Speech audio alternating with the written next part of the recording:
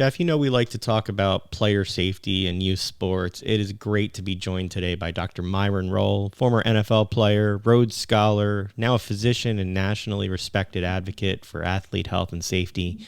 Dr. Rolle, thanks so much for joining us on the show today. Thank you. Thank you for having me. Yeah, I could go in a million different directions. You've had an extraordinary journey from elite football to medicine and public health. How did that personal experience of your own journey shape your passion for athlete safety where you find yourself now? Well, football and sports really pretty much defined my childhood and my entire life. My father started the Caribbean American Football League back home in the Bahamas, in Nassau, Bahamas. He would have me watch Miami Hurricanes games all the time as a child and learn how to tackle correctly. And then my two older cousins, Samari Rolle and Antrell Rolle, played for the Canes and for the Seminoles, and then obviously played in the NFL for a decade or so each. And so it was always around us, and it informed my entire, adolescence and formative years, how I ate, where I went to school, my friends, my sleep patterns, my diet, the things that I avoided, the extracurricular activities that I did not do. And so as I continued to matriculate through school, I realized that, well, football is not going to leave me, even though I'll move into medicine once I'm done playing football. Maybe I can still have an impact in the game by ensuring that safety is a priority for athletes, not just football players, but other athletes that deal with concussion, traumatic brain injury, cervical spine injury, and other sort of injuries that occur while you compete. I think sports has taught me so much about life, about friendships, about teamwork, communication, overcoming adversity, mitigating pressure. It's made me a better pediatric neurosurgeon today. And I would love for all of our young people in this country, if you enjoy it, to really compete and play a sport, but do it safely so that once you're done on the other side of your sport, you can still use the same principles and traits, characteristics that sport that's developed in your next chapter of your life, where you can be successful in maybe medicine, maybe law, maybe education, maybe journalism, like you guys. Whatever it is, I want you to continue to thrive and allow that sport to stay with you, but not to live a life with pain or with morbidity that really doesn't allow you to enjoy our world, our life, our communities today, and sometimes maybe even cuts that life short. Athletics is so time consuming. How did you find the time from an early age? And when did you know that you were going to spend your time not just playing high level football, but also focusing on a medical career?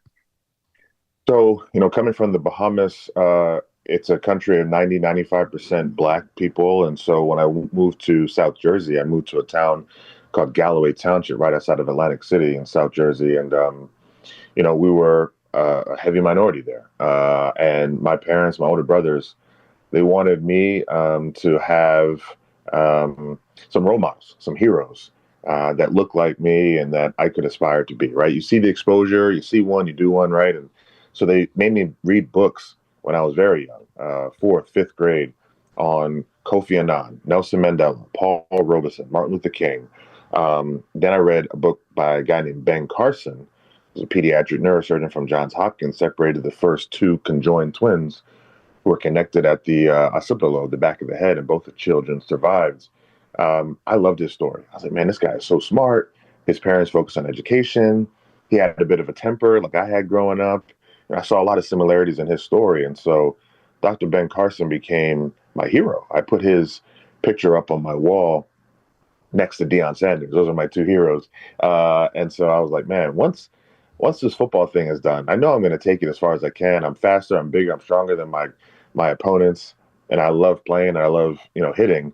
But I know it has an expiration date, and so I'm going to focus on trying to be the best scientist, the best doctor I can. So I started reading books on the central nervous system from middle school time. I was going to conferences, learning how to suture, learning what the brain anatomy looked like. What was the frontal lobe? What did that do? What did the temporal lobe do?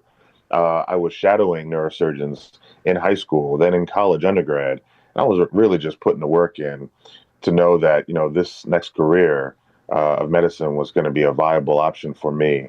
And so it became kind of routine to balance sports and academia along with the personal life and my Christian faith, my walk with Christ. All those things sort of became routine, and it didn't become a burden. Even when I got to college and the stakes were raised, I didn't feel stressed or overwhelmed by having to be a pre-med student playing big time Power Four college football.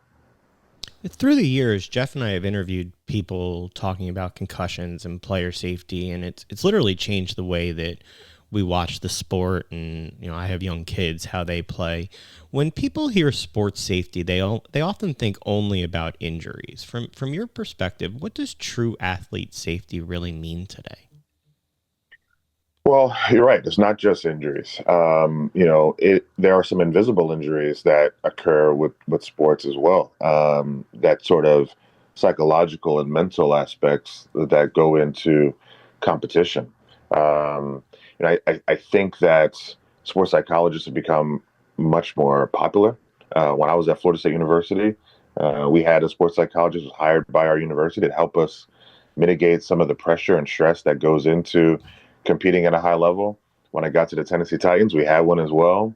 We would do yoga, Reiki, acupuncture. We'd do these other complementary, alternative medicine sort of practices that would keep our body functioning, that would keep us safe, that would help prepare. So safety is not just the end result, right? The injury aspect. It's prevention. It's mental health. It's rules. It is time away from the game, the rest that your body needs to go and compete.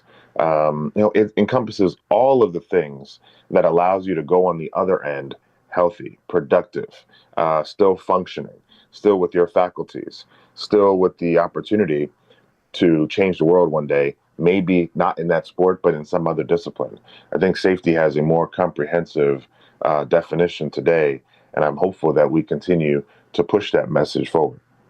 Playing sports and especially playing football, it's never going to be 100% safe, but safety is important. As somebody who played this sport, got injured in the sport, saw people around them get injured, how did that influence the way that you practice medicine? That's a great question. Football certainly is never going to be, a 100%, safe sport and essentially foolproof sport where you're not going to leave with some injuries, bangs, bumps, bruises, strains, maybe tears, fractures. The hope is that you reduce the incidences of those, and you certainly reduce the severity of the really sort of life-changing events that could occur, especially to the central nervous system when you have those spine injuries or those brain injuries. And even someone like, Damar Hamlin, who's making a routine tackle in a weekday game and gets hit in the chest right at the same time that a beat of his heart was happening and, ends up literally dying on the field, needing to be resuscitated by those outstanding trainers, by the Bills and I think it's the Bengals. So that's a part of the game. That's certainly a part of the game. And I think that understanding, that aspect is important. But I think not running away from what are some of the positives of the game of football and the sports that we play. What do you gain from it, right? I was a, talented yet smart and, erudite sort of prep school player from the Hun School of Princeton, New Jersey, going down to Florida State, where my teammates had gold teeth and listened to Trick Daddy and Rick Ross and had a whole different culture and style, ate country fried steak and put way too much sugar in their sweet tea. Totally different environment. But football is what brought us together. And now we're brothers for life. And these teammates of mine who seemed superficially from the outside looking like they would never be a friend of mine or be in my circle, they become some of my best friends. They become godfathers to my kids, right? And so football and sports brings people together. It allows us to do life together with people in a country, in a world right now that's so divided, right? Sports kind of puts that aside, puts that distraction aside for a second or two and allows us to play together and be together, win together and accomplish together. And it kind of gives us the opportunity to experience what success can look like next to someone who may believe something different than you, look differently than you, have a different last name than you, come from a different neighborhood than you. And so I think sports has really, really awesome benefits. And yes, injuries may happen, but as long as we have the responsible adults and other individuals from the outside, ancillary folks, making sure that the sport is as safe as possible, reducing the severity of it, I think the benefits from it far outweigh the risk out absolutely. And that's why I want, our games to be preserved. Cheerleading, when you're throwing flyers in the air, ice hockey, wrestling, football, as we mentioned, equestrian, horseback riding, wearing helmets when you're going over those jumps and things like that. Making sure that we're doing all we can to preserve health, but also just extract and suck out all of the marrow of what sports has and what it can do for us. You talked about how sports brings us together, but you started by saying that you grew up watching the Miami Hurricanes. Was it devastating to your dad or anyone else when you said, "Hey, by the way, I'm going to Florida State"? It was to my father, to all the Bahamians. The Bahamas is sort of Miami extended, right? It's Miami South essentially, and so a lot of Hurricanes fans. Whenever we played the Miami Hurricanes down in the Hard Rock Stadium, as a Florida State Seminole, man, I had the whole Bahamas showing up to the game. They all wanted tickets, and so I had to ask all my teammates, "Hey, can I borrow a ticket or two? Can I borrow a ticket?" And so it was a great opportunity. Matter of fact, I played my best games against the Hurricanes as well. It's probably some of my most productive games from a statistical standpoint. And then, as I mentioned, my cousin Antrell, went to Miami and was the star there and won a Super Bowl with the Giants. And so, yeah, definitely was a blow to the system. But I appreciate Samari, Antrell, my father, and my family, extended family in the Bahamas for allowing me to make the best decision for me. They were like, "Where do you feel most comfortable? Where do you want to go?" Where you said when you wake up, and even if you weren't able to play football anymore, would you still enjoy being a student at this school? And it was Florida State for me. Bobby Bowden being a grandfather kind of figure, being a Christian, being in the Capitol. I had interest in advocacy and policy work and some government things, serving people. I thought it was a great place to be in the Big Bend area in Tallahassee. It just worked out so well. I'm glad I made that decision for sure. And now you've taken all those skills together and you're leading important work through this advancing sports safety initiative. You're focusing on protecting young athletes, rethinking how we approach the sports in today's landscape. This week you did a program with Adam Talaferro and Nemours. Talk about what's inspired this initiative and the scope of the problem that you're aiming to solve here. Well, I think that medical professionals, especially pediatric neurosurgeons, we have a platform. We have a voice. And I've always been somebody not to shy away from using that social capital to expend it in the community and allow change to occur. Maybe they'll listen to me because, I operate on one-day-old children's brains, right? Maybe they'll listen to me because I was a Rhodes Scholar. Maybe they'll listen to me because I played in the NFL.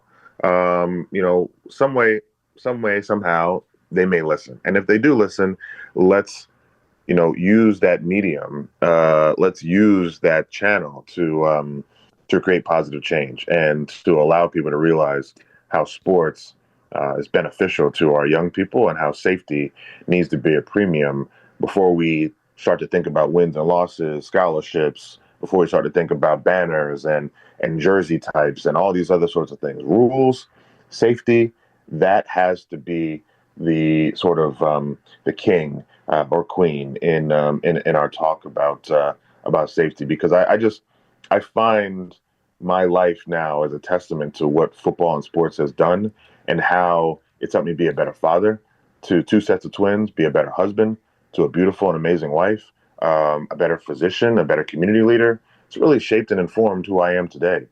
And I think you'll find a lot of people who will echo those sentiments that, sports have an indelible impact and a role in the development of our leaders. And it's safety being a priority, safety with neck injuries and traumatic brain injuries, mild, moderate, severe, TBI, all of these things, orthopedic injuries, with that being at the forefront of our thoughts, then we're able to keep this momentum for our young people to experience what we've all experienced as former athletes, and what we want the next generation and the next generation, and the next generation to experience as well. What do you think are as we go forward, what the biggest concerns are with regard to sports safety, especially with youth? I still think it is an emphasis and a cultural highlight of some of the big high velocity hits, the impacts. Anytime we as humans get to consume content material that seems shocking and brutal and just so out of the norm, it jars our system, right? It wakes us up. It heightens our senses because as you see things that are normal to you, right? You see someone making a left turn, putting their signal on, making a left turn. You see someone, paying for a coffee at Starbucks and they put their car down, they pick up their car, they grab the coffee cup, they walk away. These are normal occurrences you see all the time.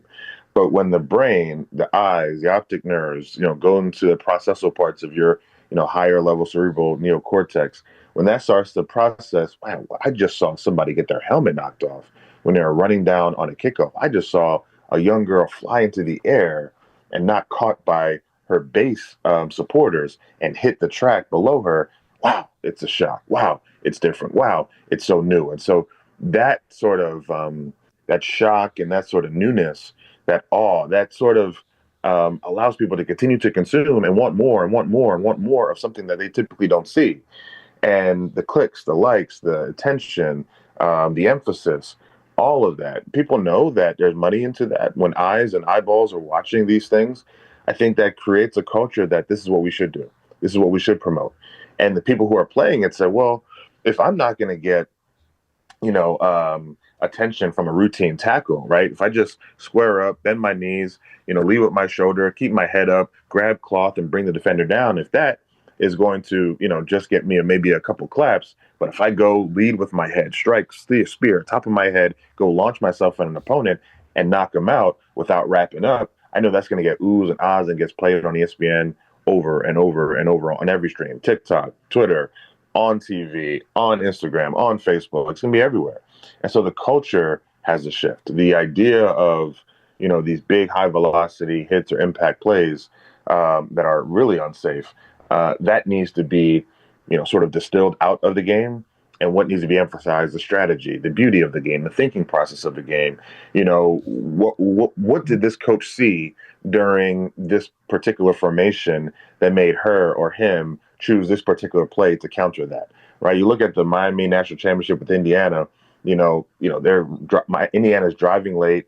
They run a quarterback draw with Fernando Mendoza when they had the right offense called for that, right defense that's called. What went into that, right? Think through that. That is a phenomenal part of the beauty of our sports, rather than somebody getting knocked out, their helmet off and on the field for 3 minutes because they're concussed and don't know where they are. I think you get those out of the game, I think you'll have a safer sport and a safer culture going forward. Youth sports keep getting more competitive, more specialized, more year-round. I mean, I have a 5 and 8-year-old. They played baseball in the fall. Immediately, they were offered to practice in the winter, to then play in the spring. How has this shift changed the physical and mental demands of student athletes? I think it's a lot. I think there's money behind it too, right? There's money behind playing travel ball, playing for your local team, playing for some other select team, playing for some all-star team, getting picked to go to Cooperstown, getting picked to go across the country, getting picked to go out of the country and play some phenomenal baseball players from Puerto Rico or Dominican Republic and kind of test your mettle against, people of your similar age, but coming from a different culture. There's all of these things, right? And then so parents also feel the stress and pressure of, well, if I don't do that, then will my kid get the scholarship? Will my kid make it? Will my kid go far? And, to me, I think it's driven by money, but it's unhealthy and unproductive. I honestly don't. I think that burnout happens with that. I think that injuries happen with that because you're using, your muscles a lot. You're not allowing the regeneration of your muscles, your ATP, and the energy that's behind, your cells working to keep you functioning.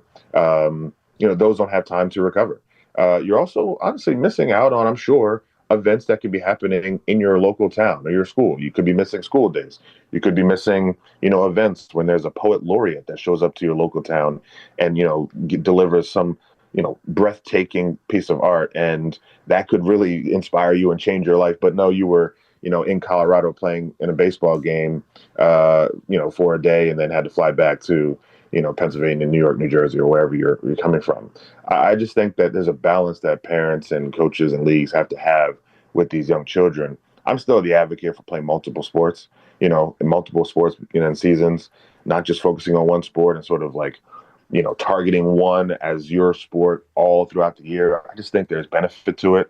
I remember when I was getting recruited by Bob Stoops at University of Oklahoma. He came to watch me play basketball. He didn't watch me play football all year. He offered me a scholarship in football as a freshman, but he came to the Hun School at Princeton to watch me hoop against Lawrenceville Prep. And, I was a sixth man. I went out there, scored like 7 points, and got a bunch of rebounds and was a defender. I'm not a great basketball player, but I'm more athletic than everybody on the court. And so he loved to see that. And he told me, he said, Myron, I love our guys playing multiple sports because they have they have muscle memory. They have, different functioning. They can use their core strength in different ways. I love to see it. That's why I come to watch you play basketball. Didn't come to watch you play football this year. Now, I didn't go to OU. It didn't affect us, anything in that respect, but I appreciate that sentiment. And I still hold that to be true. I think, when young athletes play multiple sports in different seasons, don't get bogged down with one, and then also allow for the time to enrich their youth by, going to museums, by experiencing, as I mentioned, poet laureates or, politicians who may be coming into the area. Spike Lee may be giving a lecture at your local community center. I mean, just listen to these folks and draw inspiration that can change your life. Sports is wonderful for sure, but there's also another aspect to your person and to your future. And we want to make sure we focus on that too. As somebody who coached youth sports, one of the things that I encourage is exactly what you were talking about, which is playing multiple sports because of the safety of making sure growth plates and muscles develop properly and didn't have these additional injuries. We talked to one of your rivals in Tim Tebow, who expressed the same thing as you, is saying it's important to play additional sports. If you're going to, don't focus on one, don't do it year round.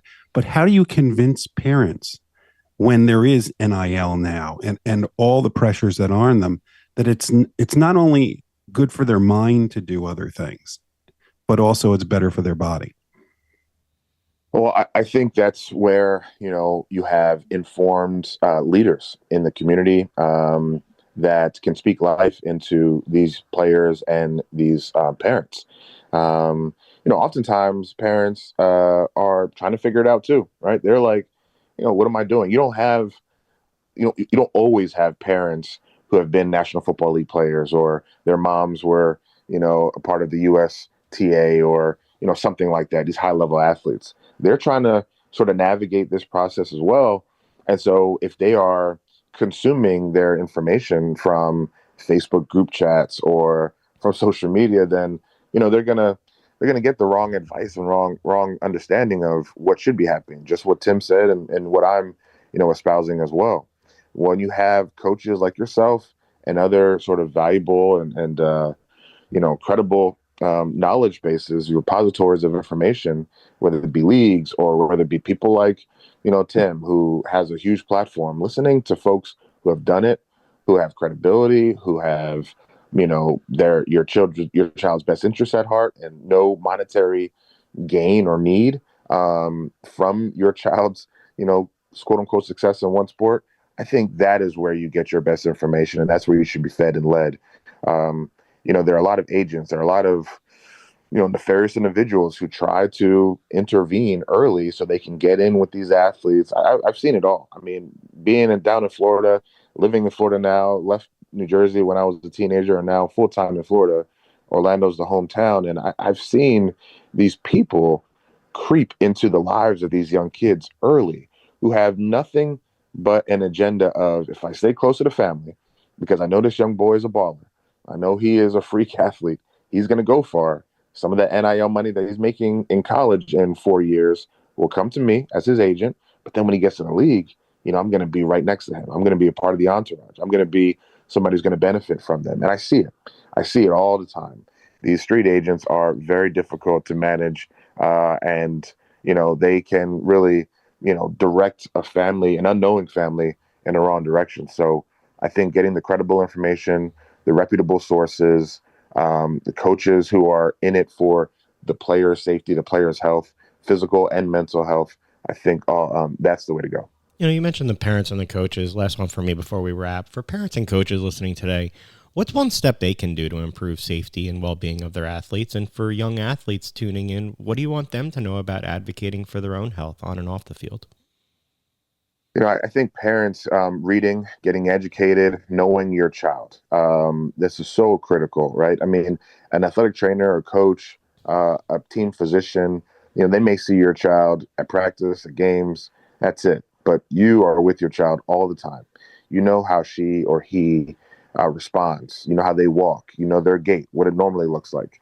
You know, how they sit and when they're comfortable. You know the grimaces on their faces when there's some pain or something that's a little bit different. You can notice when they're washing their body with one arm and not the other. You can see when they're answering questions that are a little bit off. You're with them all the time.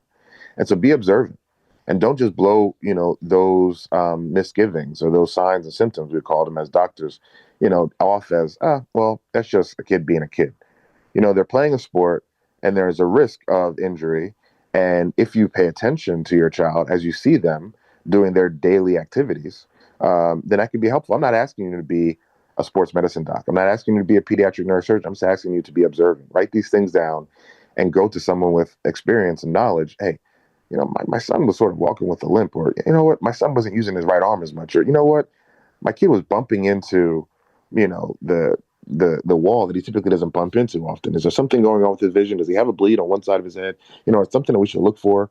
Be observant, really, and speak out. And for kids who are playing, don't be afraid to talk about what it is that's happening to you, what your body is telling you. Now, as we grow, as we get older, and as I got older, I was more attuned to what my body should feel like because I put things in my body. I rested my body. My body was my machine that was allowing me to have success on the field. When you're younger, you're not sort of attuned to what your elite body should be like at that particular point, but you do feel or know when something is a little bit different. And often we, especially in the Black community, I can't speak for any other demographic as well as I can with, my own community, but I would tell you, in Black households that are sort of strict and have that sort of, Southern or, island kind of like, hey, there's a clear hierarchy, the father is the patriarch and the mom is here to support and love, but there are guidelines and rules. And when we work in that sort of infrastructure, you don't really want to talk about things that are happening to you because you don't want to disappoint. You don't want to, feel like you're going against what your parents may want or may expect of you. That can be challenging, but I encourage, these young athletes to speak about it. Write it down even. If you can't talk about it, write it down.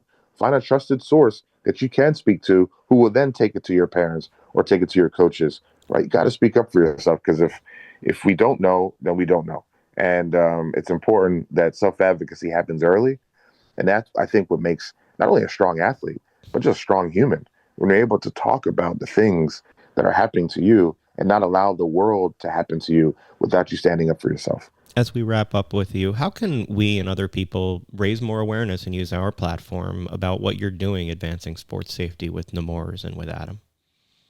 Well, Adam Tafera is a phenomenal guy, somebody I've known for a long time, inspirational, Eastern High School from Voorhees, New Jersey, watched him play when he was young. As I mentioned, I grew up in South Jersey as well, and at Penn State, what happened to him and how he's rebounded from that. Telling his story, I think, is critical. Allowing, for your listeners to know that, hospitals and healthcare systems like Nemours, we are here to aid and support.